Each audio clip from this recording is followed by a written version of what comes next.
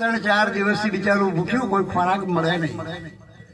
હવે શિયાળ છે પોતે શિકાર તો કરી નાખે, ચોક મરેલું કોઈ પડ્યું હોય તો એ ખાય. એની પ્રકૃતિ જેવી, પોતે જાતે શિકાર કરીને તો એ ના ખાય. પણ મરેલો કોઈ હોય ને એ આ હોટતું હતું. 4-5 દિવસ થઈ જાય અને ખોરાક મળેલો નહીં. એમ કરતો કરતો રસ્તામાં જાતો જાતો એની નજર એક માણસ ઉપર પડી. એટલે મને વિચાર કર્યો કે મારું બેટું આ એક અલગ પ્રકારનું જનાવર છે. જે રોજ જંગલની અંદર જે જાનવર મરેલા પડતા ને એ તો એ રોજ ખાતું, પણ આ 2 હાથ વાળું 2 પગ વાળું આ અલગ પ્રકારનું જનાવર છે. એટલે આ જેવું એની પાસે જોયું ને એટલે ઝાડ ઉપર પહેલેથી એક કાગડો બેઠેલો, વૃક્ષ ઉપર પહેલેથી એક કાગડો બેઠેલો. એટલે આ કાગડો બેઠેલો ને એટલે આ શિયાળ સીધું એની પાસે જોયું. પછી કાગડા એને રોકી લીધું કે ઉભો ભાઈ શું કરવા જોઈ? તો કે ભૂખ લાગી છે, 3-4 દાડોથી ખોરાક નથી મળ્યો, એટલે આ મરેલું જનાવર પડ્યું છે એટલે એને ખાવા માટે જવું છું. પણ આ છે શું? એટલે કાગડાએ કીધું કે મને માણસ કે છે. શું કે છે? આને માણસ કે છે.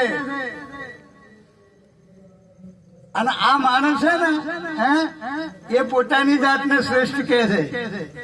બધા કરતા ઉત્તમમાં ઉત્તમ કોઈ હોય તો કે મનુષ્ય છે.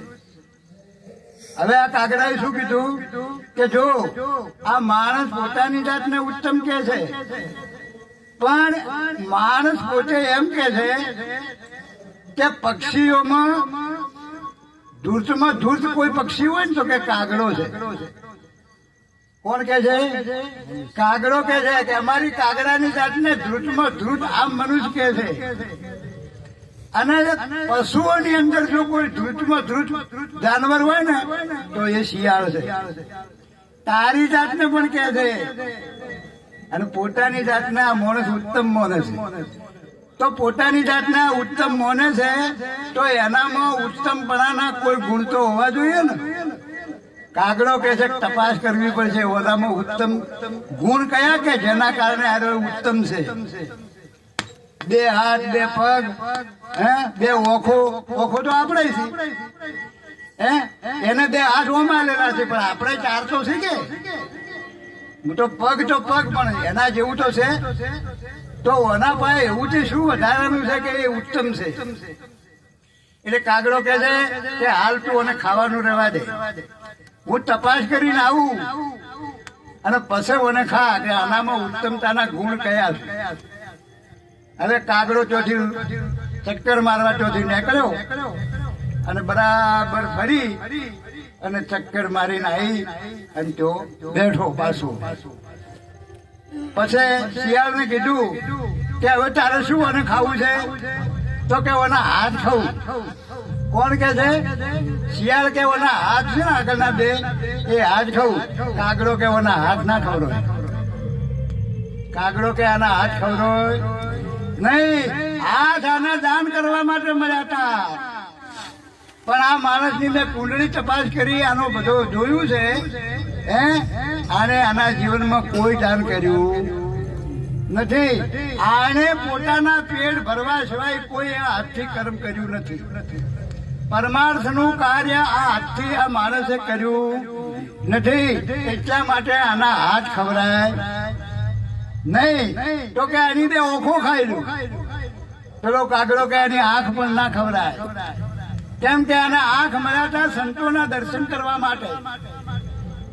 આ કોઈ સંત સભાની અંદર ક્યારે જો જ નથી, કોઈ જગ્યાએ જો નથી, કોઈ સંતનું દર્શન કર્યું નથી, કોઈ મંદિરમાં જો નથી, કોઈ ભગવાનનું દર્શન આની આંખે કરેલું નથી. માટે આની આંખ પણ ખાવા લાયક નથી. પેલો કે આનું પેટ ખાવું. કાગડાએ ના પાડી કે આનું પેટ પણ ખાવા લાયક નથી. કેમ કે બીજા પાસેથી જૂટી અને વને પોતાનું પેટ ભર્યું છે.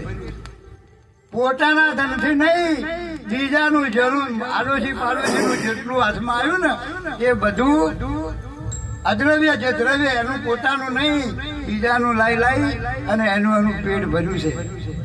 એનું પેટ પણ ખાવા લાયક નથી. તો કે માથું ખાવું, તો કે માથું પણ ખાવા લાયક નથી. કેમ કે ઓનું માથું અભિમાનથી સદાય માટે ઊંચું છે, કોઈ દાડો નેતું નમ્યું નથી. એટલા માટે કે છે કે આવા માણસને ખાવા કરતો ભૂખે મરી જવું સારું.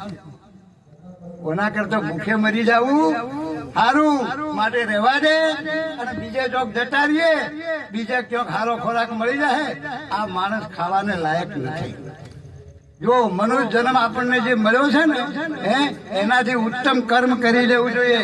નકે જાનવર પણ જો માણસના દેહથી પાછો પડે છે. જે માણસે પોતાના જીવનમાં કઈ નથી કર્યું ને એના શરીરને મર્યા પછી જાનવર પણ મોઢું અડાડતું નથી. એ પણ વિચાર કરે કે ખાવા લાયક છે કે નહીં. તો આ મનુષ્ય જન્મ જે ઉત્તમ આપણને જે મળ્યો છે એ ભજન કરવા માટે મળ્યો છે. અને ભજન આપણા પોતાના માટે કરવાનું છે, બીજાના માટે. ભજન ભગવાન માટે નથી કરવાનું. ભગવાનને કોઈ ભજનની જરૂર. ભજન તમારા પોતાના માટે, તમારું તમારે કરવાનું છે, બીજા કોઈનું નહીં. એટલા માટે આપણું સમજી અને આપણે કરવાનું છે.